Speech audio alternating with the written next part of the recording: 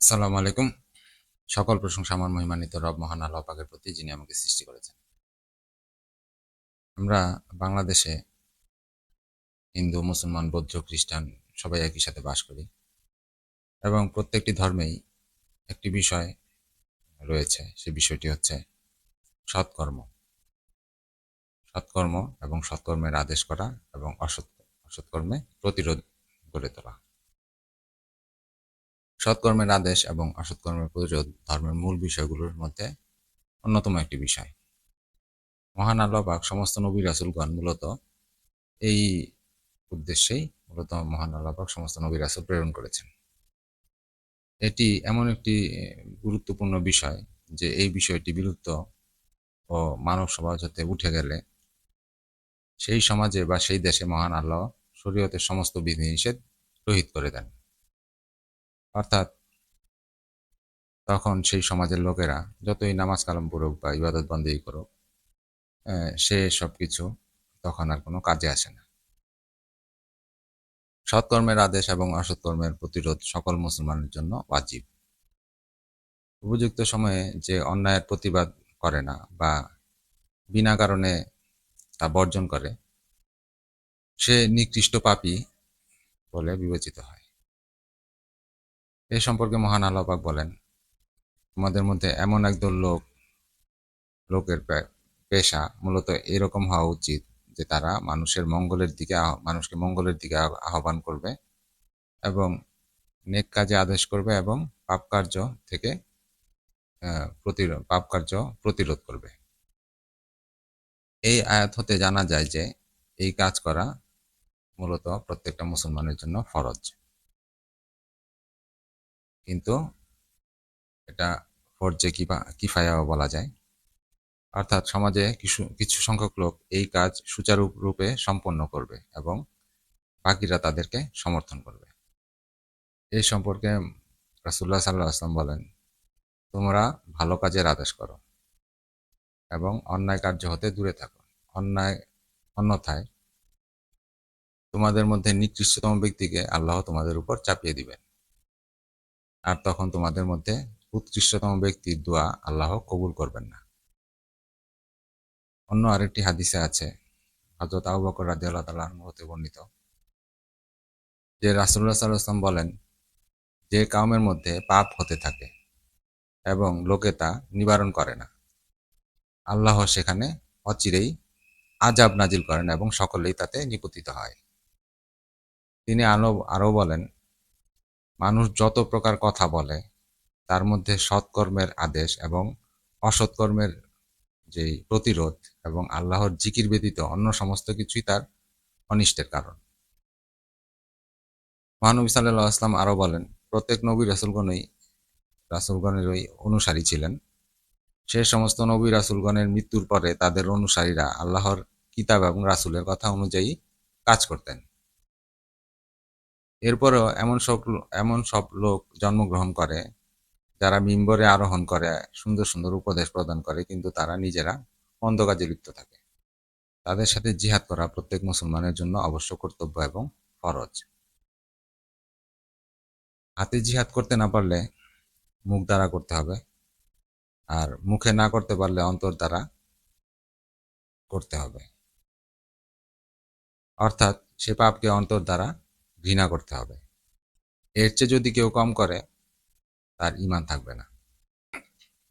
হযরত আয়েশা রাদিয়াল্লাহু তাআলা আনহা থেকে আরেকটা হাদিসে আছে যে রাসূলুল্লাহ সাল্লাল্লাহু আলাইহি ওয়াসাল্লাম বলেন যে এক শহরে অধিবাসীদের উপর আল্লাহ আযাব প্রেরণ করেন, অথচ মানে এমন একটা শহর যেই শহরের উপরে মহান আল্লাহ পাক আযাব প্রেরণ করলেন, অথচ তাদের মধ্যে আবার এমন মানে তাদের মধ্যে প্রায় 18,000 লোক এমন ছিল যে তাদের আমল পয়গম্বরগণের মতো ছিল। তখন সাহাবাগণ প্রশ্ন করলেন যে ইয়া রাসূলুল্লাহ, তবে কেন তাদের উপর আযাব নাজিল হলো, আযাব আসলো? হুজুর সাল্লাল্লাহু আলাইহি ওয়াসাল্লাম বললেন যে এই কারণে যে আযাব আসলো, যে এই কারণে যে তারা পাপ কাজ করতে দেখেও আল্লাহর উদ্দেশ্যে তারা অন্যায়কারীদের উপর ক্রুদ্ধ হয় নাই বা তাদের যে পাপ কাজ তাতে তারা বারণ করেনি। এই কারণে মহান আল্লাহ পাক পয়গম্বরের মতো লোক থাকা সত্ত্বেও সেই জাতির উপরে আযাব নাযিল করেছিলেন, যে অন্যায় যে করে এবং অন্যায় যে সহ্য করে দুজনেই আসলে সমান অপরাধী। একদা সাহাবীগণ প্রশ্ন করলেন যে শহীদের মৃত্যু বা শহীদগণের মৃত্যু তো অনেক উৎকৃষ্ট একটা মৃত্যু, কিন্তু তার চেয়ে উৎকৃষ্ট আর কি কিছু আছে? হুজুর সাল্লাল্লাহু আলাইহি ওয়াসাল্লাম উত্তরে বলেছিলেন সে যে স্বেচ্ছাচারী বাদশাহের অন্যায় আচরণ দেখে যে ব্যক্তি তার প্রতিবাদ করে, এমনকি শেষ পর্যন্ত সে নিহত হয়, সে ব্যক্তি শহীদ অপেক্ষা উৎকৃষ্ট। আর সে যদি নিহত না হয় তাহলে বাকি জীবনে তার আর কোনো পাপ লিপিবদ্ধ হবে না। তো এই হচ্ছে অবস্থা। তো আমরা যারা সমাজে বাস করি, আমরা বিভিন্ন সরকারকে দোষ দেই যে আমাদের উপরে জালিম সরকার, যে এক জালিম সরকার যায় আরেক জালিম সরকার আসে। কিন্তু এই কারণটা কেন? কারণ আমরা আমাদের মধ্যে নিজেদের মধ্যে আত্মশুদ্ধি নেই। আমাদের নিজেদের মধ্যে আত্মশুদ্ধি নেই। আমরা অহরহ খারাপ কাজ করে যাচ্ছি। নিজেরা খারাপ কাজ করছি। অন্যদেরকে খারাপ কাজ করতে দেখতেছি, অথচ আমরা প্রতিবাদ করতেছি না।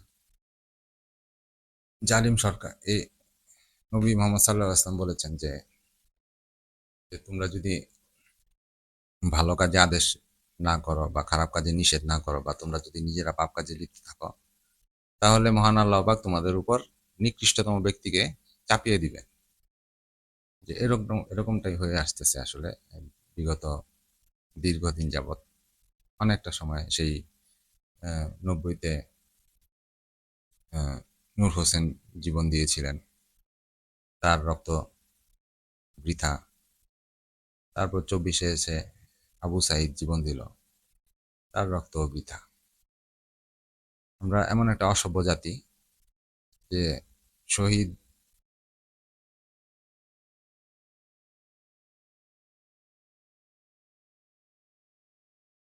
আমরা এমন একটা অসভ্য জাতি যে শহীদ আবু সাঈদের মৃত্যুর রক্তের গন্ধ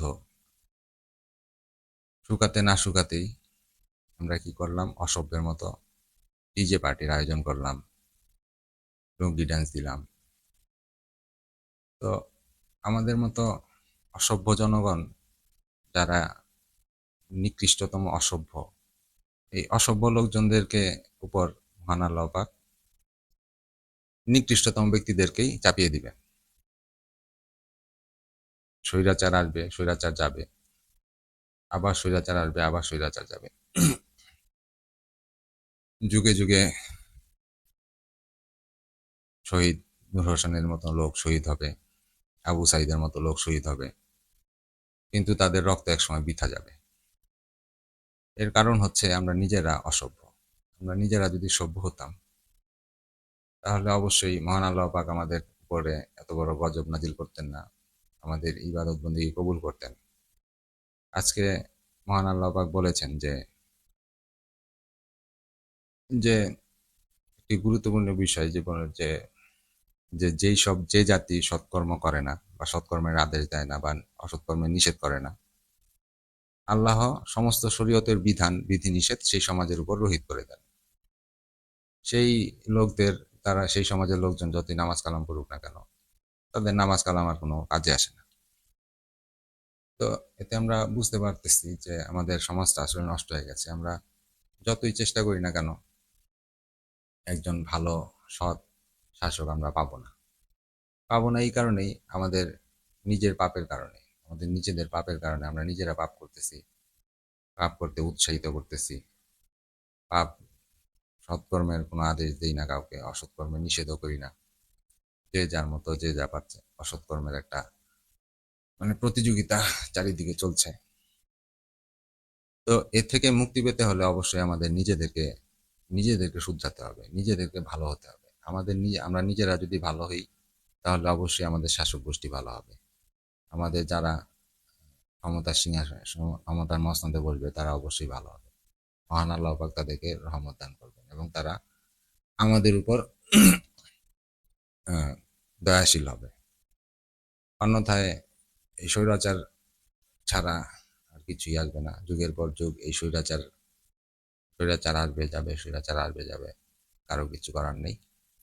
আর যুগে যুগে নূর হোসেন আর আবু সাইদরা মারা যেতেই থাকবে, আর তাদের রক্ত এভাবেই বৃথা যাবে। তো আজকে এই পর্যন্তই। আল্লাহ হাফেজ।